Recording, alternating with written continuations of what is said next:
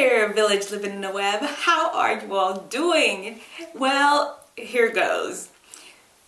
24 hours, less than 24 hours before leaving office, former President Donald Trump issued a slew of pardons, and some of the people that were included were our boy, Lil Wayne, and Kodak Black, and somebody you may not know much about, but you're familiar with some of his work. His name is Harry O. We're going to talk about it, what happened, what they did, and some lessons that we can learn if we ever get in trouble, and what we need to do. We're going to talk about it. But before that, I'm Dr.D-Nice, the voice of youth wellness, serving you pop culture seasoned with wellness and wisdom. Listen guys, if y'all not already following me on Instagram, you better. What you waiting for? What are you waiting for? Listen, it's the Instagram name is below. It's at Dr.D-Nice, just Dr. D-Nice, all one word. But every day I always have some stories. Well, Monday through Friday, I always have a wellness tip at the end of the day. I always give you a cool greeting in the morning using whatever crazy filter or whatever I could find deep in the bellies of Instagram, because you know they have them crazy filters.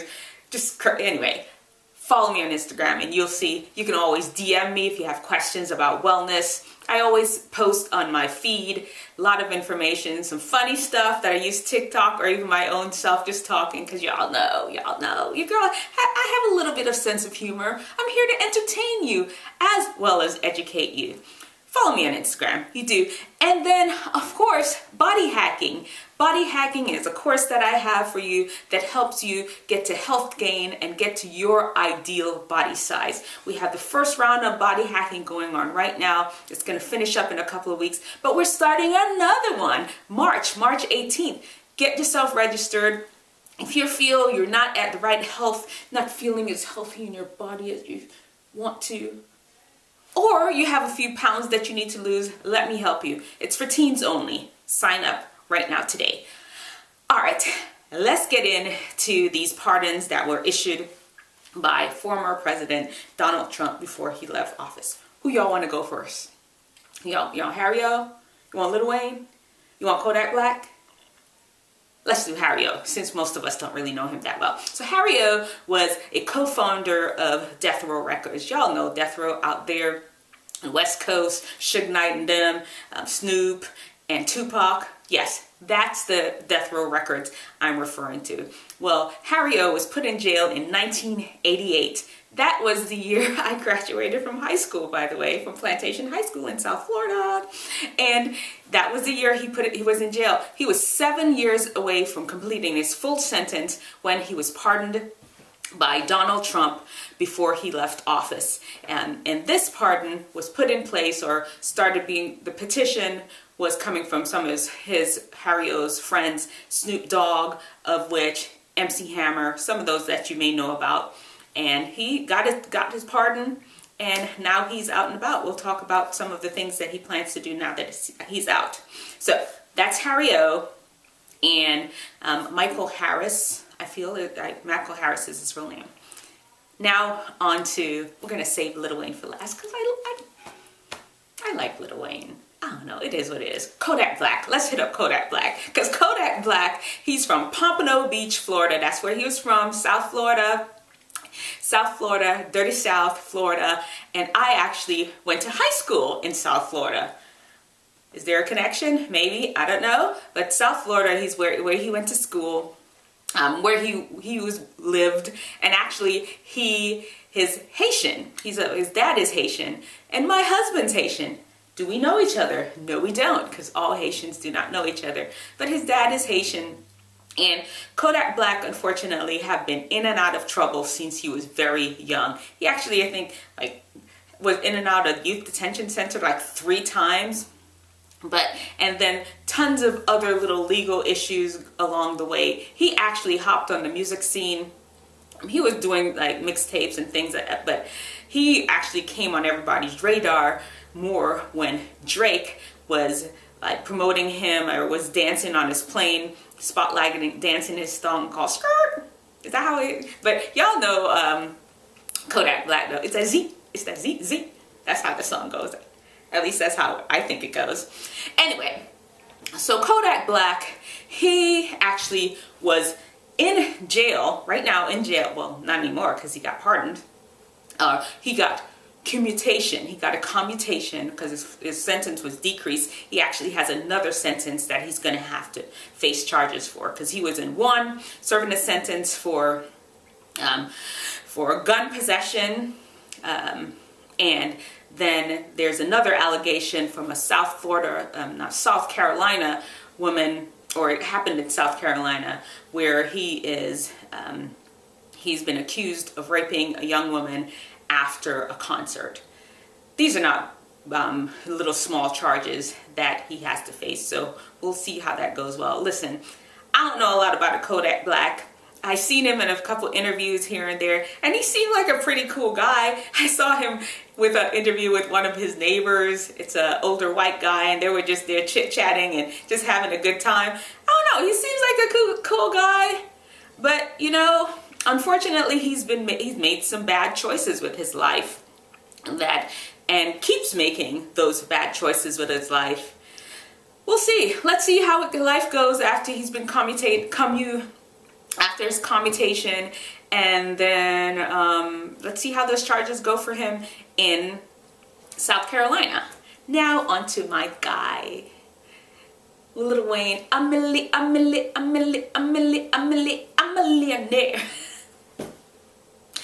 I like him. I've always loved Lil Wayne. I just think he's so quick with his words. I'm not gonna lie though. Bit by bit, there was a time where my like for him was like this, and it's like slowly coming down. As the more tattoos he got on his face, the more grimier I don't know, or maybe the older, or maybe I'm getting older. I don't know. But I'm a Lil Wayne fan. That man is so quick with his words. His brain is just 5 steps ahead of you. But Lil Wayne got in trouble with the law. He's had a couple of incidents actually. In 2009, he actually served 8 months in jail, and then for some gun possession things, from gun being on the tour bus that he was on. And then this time, I believe it was last year, yeah, last year actually, he pleaded guilty to gun possession again, and not just any gun though. This is a 45, gold-plated 45 that he had on a bag about to take into an airplane. Like, how did they get caught? Did somebody tell on him? Somebody saw him put in a bag, and I don't know how this works. How are they just there? I don't know.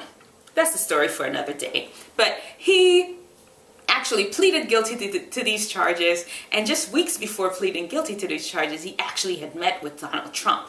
He had met with Donald Trump about one of the policies that he had in place that he agreed with, and people were not quite happy because, of course, before that, Lil Wayne was actually very outspoken about not really feeling the Black Lives Matter movement. And so him meeting with Donald Trump afterwards was not going to go over well with the black community as a whole. Anyway, so Donald Trump has pardoned Lil Wayne for even before he's had to serve any jail time for this gun possession thing. I don't know. It just seems like all these rappers, we don't even have to list these people that had pardoned. It's like it seems like if you're in the rap game, you gotta have some gun issue, you gotta have some drug issue, you gotta run into some stuff with the ladies. Fellas, what's up with that? That's a story for another video though. Let's move into, if you find yourself in trouble, lessons that you can learn from it. If you find yourself in trouble, somebody's forgiven you, what do you do next? Most of us will not be in the situation where we get a presidential pardon, or most of us would never even do something that we're in the position to need a presidential pardon. But there are little things that we do, maybe sneak out, maybe you, I don't know, I've never shoplifted, but people shoplift, snuck into a club, fake ID, cut somebody out when you didn't mean it. We do stuff. none of us are perfect. There's stuff that you do that you need forgiveness for and that you need to change your ways. Somebody checks you on it and you need to change your ways. And that's the first thing. When you've got caught with something and somebody's forgiven you, you have to change. You have to. I mean, unfortunately, some of these guys that I mentioned, I mean, this is like their second, third charges or something that happened and they didn't change the first time. And sometimes you don't change the first time, but try to change the first time. As a matter of fact, the best thing is to learn from somebody else's. We'll get to that one. Anyway, try to change the first time you get caught in something and understand that, you know what, I did this, this happened, I will not do this again. That's logical, that's wise, you are wise people. Harry O., he was saying to himself, he was sick to his stomach, how he felt tricked to help kill my people, is what he said. He was feeling deep remorse and understands the damage that he gave to his community and society. And it really sounds like he is going to change his ways. Kodak Black, there was a Miami News Times from one of his previous crimes, let's just say alleged crimes, that Miami Times, New Times has said, is he a product of a larger societal problem, having been raised on a steady diet of misogynistic rap lyrics? Yes, he is, and you know that's exactly how I feel. This rap music is too much. Can we have talk about nice fluffy things? But once again, that's a subject for another day. Because after this person did that quote, Kodak Black, of course, went and did some other things too. And actually, in 2017, I think he was just released on some, I'm pretty sure it was gun charges. And then he went straight into the studio and wrote the lyrics, crackers, which I'm not a proponent of the word, but we're quoting him. Crackers took my 40, so I'm about to buy a Draco. Well, it's obvious he wasn't learning from that experience after that experience. But, let's hope he learns from this one. Hopefully he changes his ways and moves on to not hang around with guns anymore. Why do you need guns? You got money. What do you need this for? Get a bodyguard. If it's against the law for you to have a gun, get a bodyguard. If you feel that your life is in danger like that, come on. 2, what you can do, help somebody else, mentor someone, teach somebody below you, teach somebody that you see is doing the same thing that you're doing. Like, look, man, you do this, this is going to happen to you. You don't have to do this. Learn from my mistake. I already made the mistake. Learn from me. Teach somebody. Take the time to mentor. Don't keep that experience to yourself. That's selfish. That's not how humans work. We need to be able to share our experiences and help other people to learn. People don't have to learn everything by themselves. And another part of sharing your experience is just giving back. I want to call that a third thing to learn from, but it's more like 2.5 because it's very similar to mentoring. Just giving back to society as a whole, filling a greater space rather than just one individual person. If you can maybe start talking about things widely, start a YouTube channel where you talk about wealth and wisdom and wellness. I was an obese teen. I had depression, and because of those lessons that I learned, where I really decided to start talking about these things online now that I'm a physician. Because, literally, I could just stay at work, doing my day job as a doctor, make my money, go home, hang out with my husband and my kids. But no, I feel a greater mission because some of the things I experienced to share with you all so that your life, your journey through teenagehood and collegehood don't have to be as hard as mine. Anyway, so finding something to do for the greater good, a bigger thing to do for the greater good of society. Help people not to fall into the same thing that you did. And, it's not like you're paying penance to do this. It's not like your penance, like you help as much people as you can, you donate as much money as you can, which a lot of these guys actually did some big donations to charities. I was reading. Anyway, it's not like you're just trying to pay off your debt to society or paying off your sins. We can't do that. You can't go back and erase these things. But it doesn't help to at least help out society, especially when you've caused some damage. And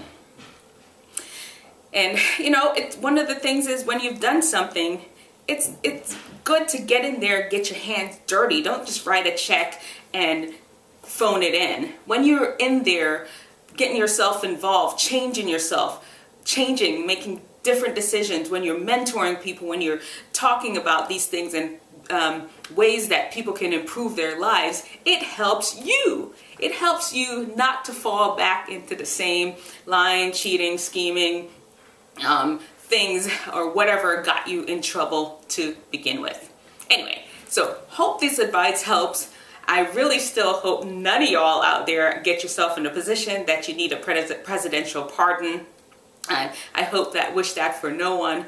But if you do, and you happen to get a pardon, make sure that you change, make sure that you mentor somebody, and make sure you give back to society as a whole.